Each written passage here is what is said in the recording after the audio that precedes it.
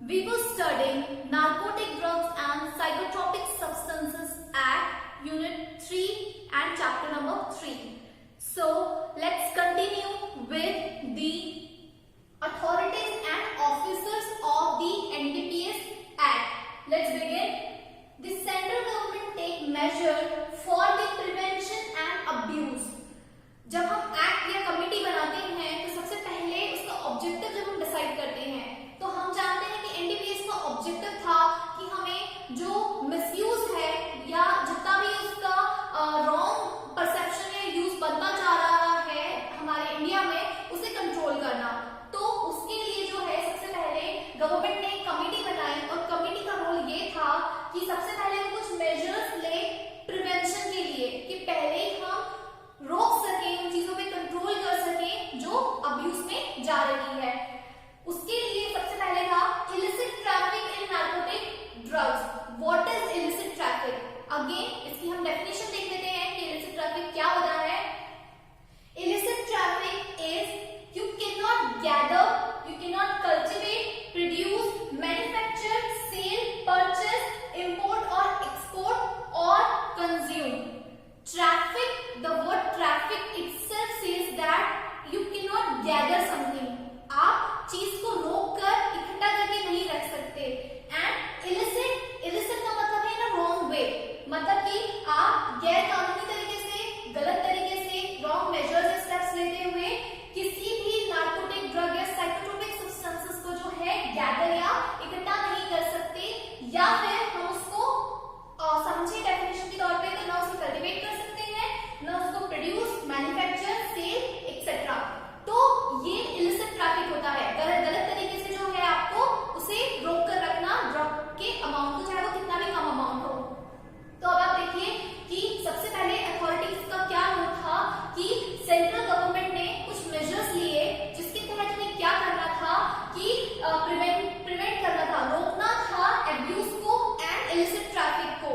जो लोग illicit trafficking करते हैं और ट्रैफिकिंग के साथ साथ उसको एब्यूज में कन्वर्ट कर देते हैं, तो इसे रोकने के लिए उन्होंने जो है अथॉरिटीज एंड कमिटीज बनाई है। इसमें क्या क्या इन्वॉल्व है तो देखते हैं। Coordination of action by different officers, state government and other authorities. सबसे पहला पॉइंट ये कहता है कि आपको कोऑर्डिनेशन में काम करना है। आपको जब एनडीपीएस एक्ट की कमिटीज के साथ गवर्नमेंट की कमिटीज को भी ध्यान में रखते हुए और सभी तरीके के रूल्स एंड रेगुलेशन का ख्याल रखते हुए जो है इस पर एक्शन लेना है और इसे रोकना है। तो क्या किया है उन्होंने? डिफरेंट ऑफिसर्स जितने भी हैं, स्टेट गवर्नमेंट इनके जितने भी मेन ऑफिसर्स हैं एंड अथॉरिटीज हैं जो इनके साथ काम करती है, दोनों के सामंजस्य के बाद ही जो है हम चीजों को कंट्रोल कर सकते हैं। तो इसलिए जो है कमिटी इनसे रिलेट करती है। मतलब जहां पर ये सपोज कोई अब्यूज हुआ है या कहीं पर किसी भी तरीके का ट्रैफिकिंग पाया गया है तो उसको इस तरीके से जो है कोऑर्डिनेट करके सॉल्व किया जा सकता है। उसके बाद ऑब्लिगेशन अंडर इंटरनेशनल कन्वेंशन, या फिर आप ये देखिए कि if you find an obligation in an international convention तो आपको इस गवर्नमेंट के साथ साथ उनके साथ भी अपने सारे रूल्स एंड रेगुलेशंस शेयर करने हैं। उसके बाद उन्हें ये बताया जाएगा कि किस तरीके से जो है ट्रैफिकिंग हुई है, किस तरीके से उसको रोकने की प्रोसेस हमने बनाई है और साथ में मिलकर जो है इस तरीके की कन्वेंशन मेथड्स जो है डेवलप की जाती है ताकि उसको नेशनल लेवल से इंटरनेशनल लेवल तक जो है कंट्रोल किया जा सके। उसके बाद है for prevention and suppression of illicit traffic in narcotic drugs and psychotropic substances, यानी कि आपको रोकना है और कमी लानी है। अगर इस तरीके के केस या मामले सामने आते हैं you have to control it by taking right steps forward. Then identification, treatment, education, monitoring and rehabilitation of addicts.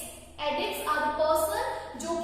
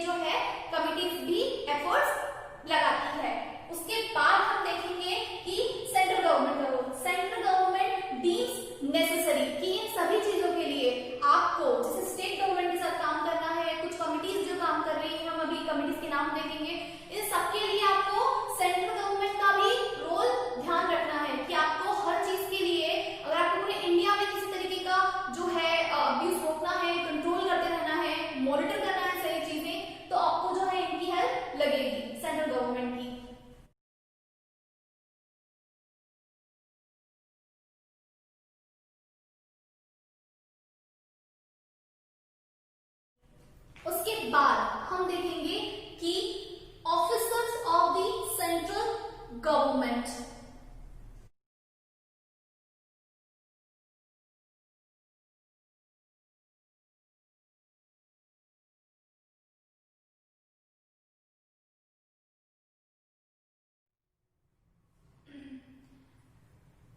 So officers जो होते हैं सेंट्रल गवर्नमेंट के, सबसे पहले एक मेन ऑफिसर होते हैं जो होते हैं नारकोटिक कमिश्नर, और उनके साथ एक ऑफिसर्स की टीम बनाई जाती है to help them and to make him in the light of correct knowledge कि क्या आसपास हो रहा है, जिनको रोकने के लिए उन्हें उनकी मदद लगेगी। तो ये इनकी एक टीम रहती है।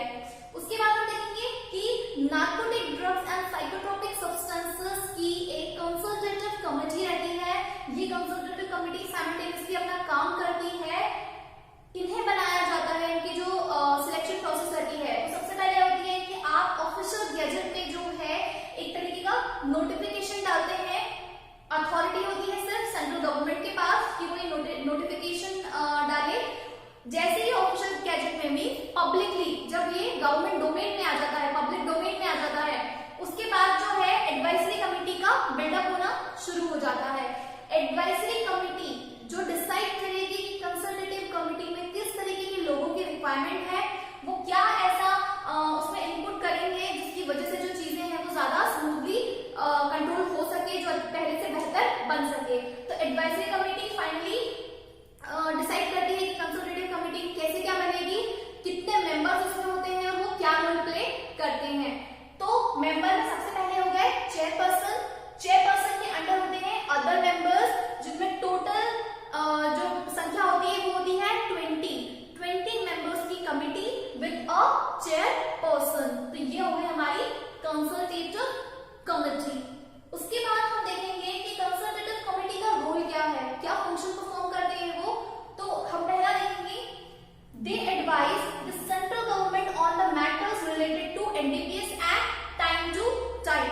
अब जब हमने कुछ ऐसे लोग चुन लिए हैं एडवाइजरी कमेटी की हेल्प से, जो आपको सही ओपिनियन देंगे, जो आपको हर टाइम टू टाइम हर अपडेशन के बारे में बताएंगे कि अब क्या नेक्स्ट स्टेप जरूरी है, तो ये आपको स्पेशली सेंट्रल गवर्नमेंट को मीन्स हमें हमेशा जो है गवर्नमेंट के अंडर ही काम करना है। तो ये सेंट्रल गवर्नमेंट को सारे रिलेटेड ओपिनियंस दे सकते हैं कि क्या चीजें जो है वो बेहतर हम कर सकते हैं। उसके बाद the consultative committee has the power to regulate its own procedures. जो वर्किंग प्रोसीजर्स होते हैं, जिस तरीके से वो प्रोसीजर फॉलो करते हैं, अगर इफ इन केस कोई अब्यूज आता है, कोई बड़ा जो है ट्रैफिकिंग आप कभी कहीं देखते हैं, उसको रोकने की कोशिश करते हैं, तो उसके लिए जो है ये अपने प्रोसीजर्स रेगुलेट कर सकते हैं। You just need to have the correct command over the situation.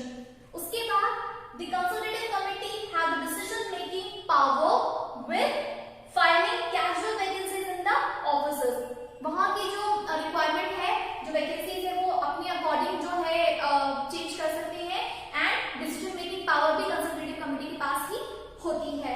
उसके बाद जो है कमिटी में appoint a person who is not a member of committee as a member of any of its sub committees. Suppose किसी particular person की कोई special opinion की जरूरत हो, किसी सब कमिटी का वो पर्सन जो है पार्ट हो सकता है, और आपको किसी पर्टिकुलर प्रोजेक्ट पे काम करने के लिए, किसी पर्टिकुलर ट्रैफिकिंग पे किसी खास ओपिनियन के लिए कोई भी ऐसी जरूरत पड़ती है, तो इनके पास ये पावर होता है कि उसे वो कंसल्टेटिव कमेटी का टेम्पररी मेंबर बना सकते हैं। ये सारी चीजें जो हैं एक रफ फंक्शन है समझने के लिए कि कंसल्टेटिव कमेटी का क्या रोल होता है। तो हमने क्या देखा आज कि अथॉरिटीज एंड ऑफिसर्स, अथॉरिटीज का क्या रोल था, ऑफिसर्स कौन कौन से होते हैं, कंसल्टेटिव कमेटी कैसे बनी, और फाइनली उनके फंक्शंस क्या थे। इसके बाद हम आगे का जो है अगली वीडियो में देखेंगे। Thank you.